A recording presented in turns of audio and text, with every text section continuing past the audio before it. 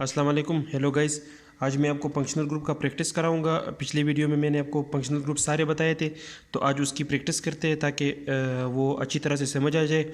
और अगर आपने अभी तक मेरा चैनल सब्सक्राइब नहीं किए तो आप काइंडली मेरा चैनल सब्सक्राइब कर ले, ताकि और भी जो ऑर्गेनिक केमिस्ट्री में मैं चैप्टर वाइज टॉपिक वाइज जा रहा हूँ तो आपको और भी वीडियोज़ अपकमिंग जो वीडियोज़ है वो आपको मिलते रहेंगे।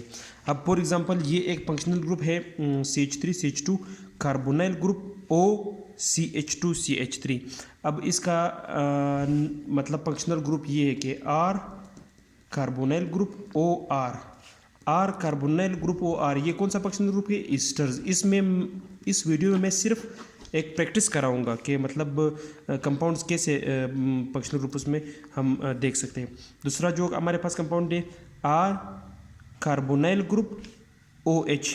अब ये थोड़ा कंफ्यूजिंग है क्योंकि OH मैंने ऊपर और अलग अलग लिख दिए इस वजह से। तो ये है R कार्बोनाइल ग्रुप OH जो कि कार्बोक्सिलिक एसिड है, कार्बोक्सिलिक एसिड है।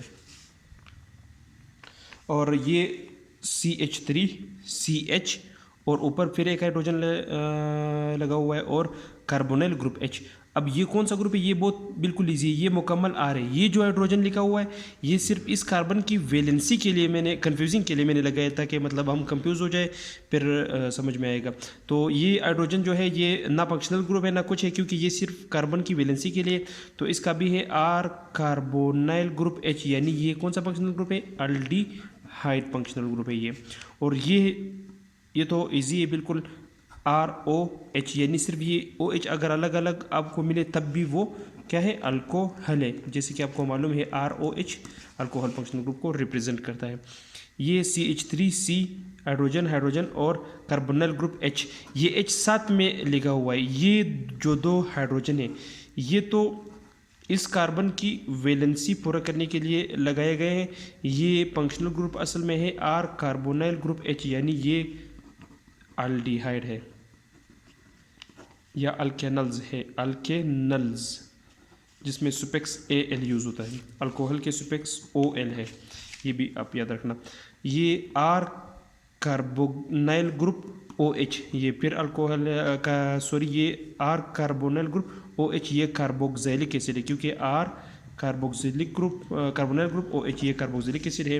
इसी तरह ये जो फंक्शनल ग्रुप है R कार्बोनाइल ग्रुप R, ये मुकम्मल अब एक R ही रिप्रेजेंट होगा, एक अल्केन ही रिप्रेजेंट होगा, क्योंकि CH3 ये लगा हुआ, ये भी CH2 है। ये हाइड्रोजन सिर्फ इस कार्बन की वैलेंसी पूरा करने के लिए लगाए गए, वरना ये फंक्शनल ग्रुप है R कार्बोनाइल ग्रुप R। तो ये कौन सा फंक्शनल ग्रुप है?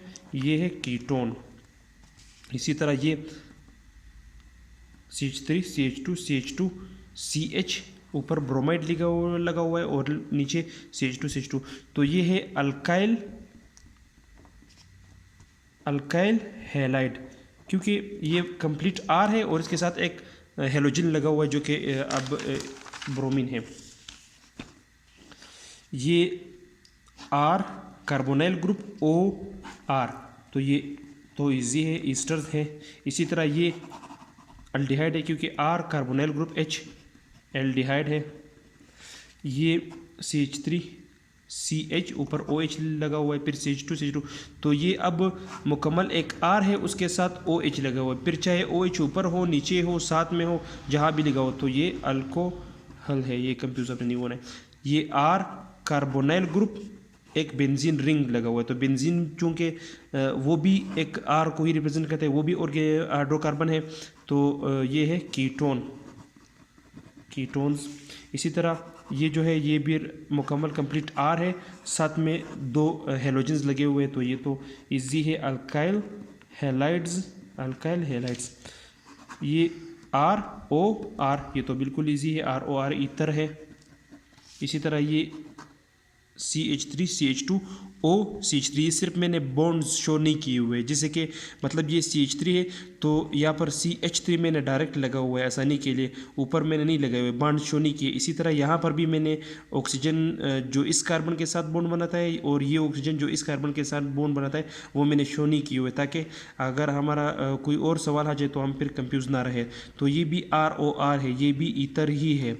ये CH3 यानी R और फिर CH3 और यहाँ पर जो O लगाया गया है यहाँ पर, ये मतलब ये सॉरी ये कंपाउंड असल में H यहाँ पर होना चाहिए, तो ये भी अल्कोहल है, अल्कोहल। और ये जो कंपाउंड है हमारे पास ये है एसिड अमाइड, क्योंकि R कार्बोक्सिलिक ग्रुप NH2 है। इसी तरह ये अमाइन है, ये मर्किप्टो RSH, मर्किप्टो। और ये जो है ये अल्कीन्स है क्योंकि डबल बॉन्ड है। ये जो है ये अल्काइल हैलाइड्स है क्योंकि इसके साथ क्लोरीन लगे हुए। और ऑर्गेनिक केमिस्ट्री में आपको इस तरह के भी कुछ वो आएंगे, ये असल में ऑर्गेनिक कंपाउंड को ही रिप्रेजेंट करते हैं। यहाँ पर भी एक कार्बन है, यहाँ पर भी एक कार्बन है, carbon carbon carbon carbon carbon.